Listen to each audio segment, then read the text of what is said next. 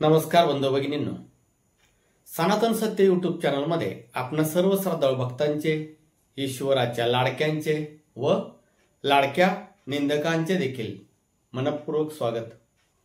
बंधू भगिनींनो, आपल्या समोर एक प्रश्न असा आला आहे की समजा माझ्या शरीरामध्ये तुळजाभवानीचा संचार आहे, तर मला गुरुदीक्षा घ्यायची असेल, गेनमाळ करायची असेल किंवा त्या संचार संदर्भात काय विधी करायचे असतील तर गुरु देखील तुळजाभवानीचा संचार वालाच पाहिजे। म्हणजे मला ज्या देवी देवतेचा संचार येतोय त्याच देवी देवतेचा संचार ज्या व्यक्तीला येतो त्यांनाच मला गुरु करून घ्यायचा आहे, असा एक प्रश्न माझ्या समोर आलाय किंवा असा एक प्रश्न जनमानसामध्ये आहे की असा असेल तरच गुरु करायचा आहे।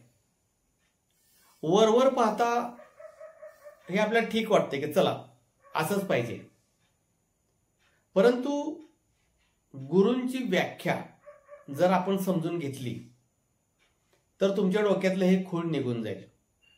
पहा, आता देवी देवतेचे जे विधी असतील, परडी देणं असेल, बाण लाटणं असेल वगैरे वगैरे, हे करण्यासाठी तुळजाभवानीचा संचार झाला पाहिजे असं नाही, ते प्रॅक्टिकली आहे, ते कोणीही करू शकतं। संचार आला म्हणून कोणी गुरु झाला का, यामध्ये खूप मोठा प्रश्न आहे की आपल्याला हे माहीतच नाही की गुरु म्हणजे काय। मग अनेक लोक आहेत, समोर 15-16 वर्षाचा मुलगा आहे, त्याच्या शरीरामध्ये तुळजाभवानी संचार आला म्हणून मी त्याला गुरु केला, परंतु त्याला आता काही समजत नाही, काहीच मार्गदर्शन करत नाही, असाही प्रॉब्लेम येऊ शकतो।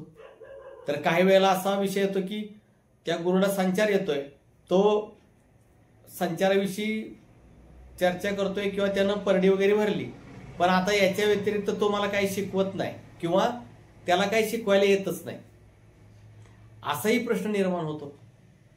तर पहिल्यांदा गुरु म्हणजे काय आणि कोणी हे सर्व विधी करू शकतो हे मी सांगणार आहे। पहिला विषय असा आहे की ज्यांना संचार येत असेल ते हे विधी करतात, आता चालू देखील आहे तो विषय, लोक करतात, यात काहीच हरकत घेण्याची कारण नाहीये। पारंपरिक पद्धतीने जो तो त्या पद्धतीने वागतोय यातही काहीच हरकत घेण्याचा संबंध नाहीये। पण ज्या वेळेला तुमचा शब्द असा आहे की तोच गुरु करावा का ज्याच्या शरीरामध्ये मला जो संचार येतोय तो येत असेल, तर याचं माझं उत्तर थोडंसं वेगळं आहे। कारण गुरुची व्याख्या ज्यांना माहीत नाही तेच लोक असा प्रश्न उपस्थित करू शकतात। कारण मग ते डिपार्टमेंट झालं, काळूबाईचं डिपार्टमेंट वेगळं, तुळजाभवानीचं डिपार्टमेंट वेगळं, यल्लमाचं वेगळं, रेणुकाचं वेगळं, आणि प्रत्येक डिपार्टमेंटचे वेगवेगळे गुरु। थोड्या वेळासाठी आपण असं मानू की वेगवेगळे डिपार्टमेंटचे गुरु, मग तुळजाभवानीवाला आहे त्याला काळूबाईचं समजणार नाही, काळूबाईवाल्याला यल्लमाचं समजणार नाही समजणार, असा याचा अर्थ होतो।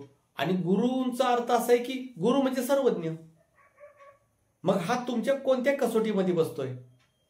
किंवा आजकाल अनेक डिपार्टमेंटचे ठेके घेतलेले आहेत प्रत्येकानं, हे आम्हीच करणार, ते तुम्ही नाही करायचं, हा आमचा अधिकार आहे।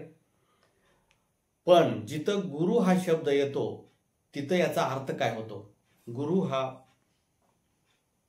त्याच्या शरीरामध्ये संचार येतोय का नाही येतोय हे महत्वाचं नाही, तो तुळजाभवानीचा भक्त आहे का काळूबाईचा भक्त आहे का यल्लमाचा भक्त आहे हेही महत्वाचं नाही।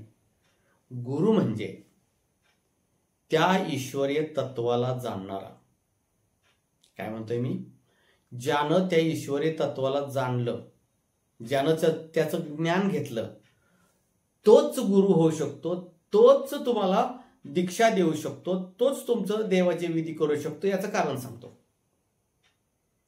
संचार आला म्हणून तुम्ही त्या देवी देवतेला जाणलं असं होऊ शकत नाही, संचार आला म्हणून तुम्हाला आत्मज्ञान झालं असं होऊ शकत नाही, संचार आला म्हणून तुम्ही ज्ञानी झाला असं होऊ शकत नाही।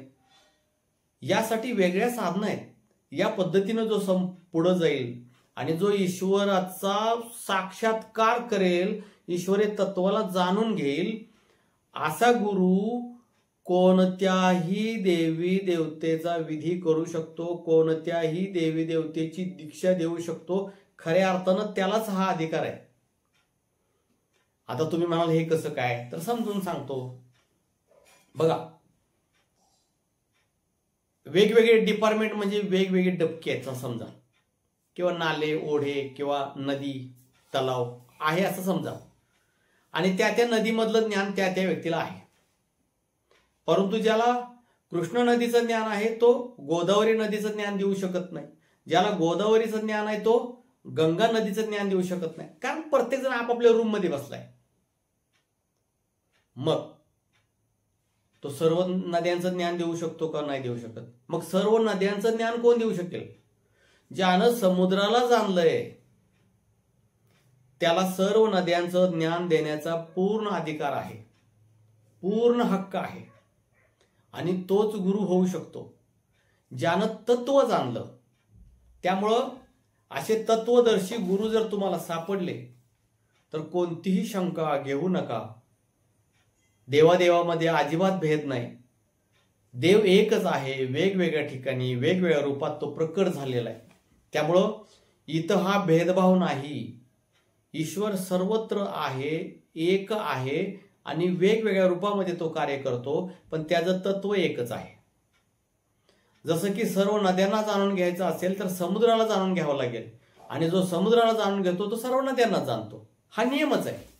त्यामुळं ज्या गुरूंनी तत्वाचं ज्ञान घेतलेलं आहे अशा गुरूंच्या हस्ते जर तुम्हाला गुरुदीक्षा करण्याचं सद्भाग्य मिळालं, गुरुदीक्षा घेण्याचं, गेनमाळ करण्याचं किंवा इतर काही विधी करण्याचं, अहो ते तर सोडा, त्यांच्या सानिध्यामध्ये थोडं बसण्याचं तुम्हाला सद्भाग्य लाभलं तरी करोडो जन्माचं पुण्य फळास आलं असं होतं. त्यामुळं तुम्ही गुरु करत असताना गुरु ह्या वाक्याचा अर्थ समजून घ्या. नाहीतर हल्ली मग कोणीही गुरु व्हायला लागले. तुमच्या कानामध्ये एखाद्या पुस्तकात वाचून, व्हिडिओला पाहून एखादा मंत्र दिला, कान फुंकला म्हणजे तो गुरु नाही झाला ना. तुम्हाला जो सांगतोय की तू पोहायला तुला आलं पाहिजे, हे जो तुम्हाला सांगतोय त्याला स्वतःला पोहायला आलं पाहिजे ना, तरच तो तुम्हाला सांगू शकेल. किंवा तुम्हाला एखादा सांगतोय की मेंदूचं ऑपरेशन कर, असं करायचं असतं, तसं करायचं असतं. अरे पण तुला ते ऑपरेशन अगोदर करता आलं पाहिजे ना. म्हणजे गुरु याचा अर्थ तो तुम्हाला जे ज्ञान देतोय त्याचं तत्व त्याला अगोदर समजलेलं असलं पाहिजे, तरच तो गुरु होतो. म्हणून तत्वदर्शी गुरु जर तुम्हाला मिळाले तर त्यांचा कोणता संचार असला काय नसला काय काही फरक पडत नाही. त्यांच्या स्पर्शाने केवळ तुम्ही पावन होऊ शकता. आणि जर शोधायचं असेल तर असे गुरु शोधा, आणि त्यांच्याकडून तुम्हाला जे काही करून घ्यायचं असेल ते करून घेऊ शकता. त्यांचा एक शब्द, त्यांचा एक उपदेश सुद्धा तुमचं जीवन बदलून टाकू शकतो. म्हणून गुरूंच्या बाबतीत तुम्ही सतर्क राहिलं पाहिजे. पहिल्यांदा गुरुची व्याख्या समजून घ्या, त्याशिवाय गुरु करू नका, आणि मगच सगळं व्यवस्थित समजल्यानंतर गुरु करण्याच्या फंदामध्ये पडा, अन्यथा ते करू नका.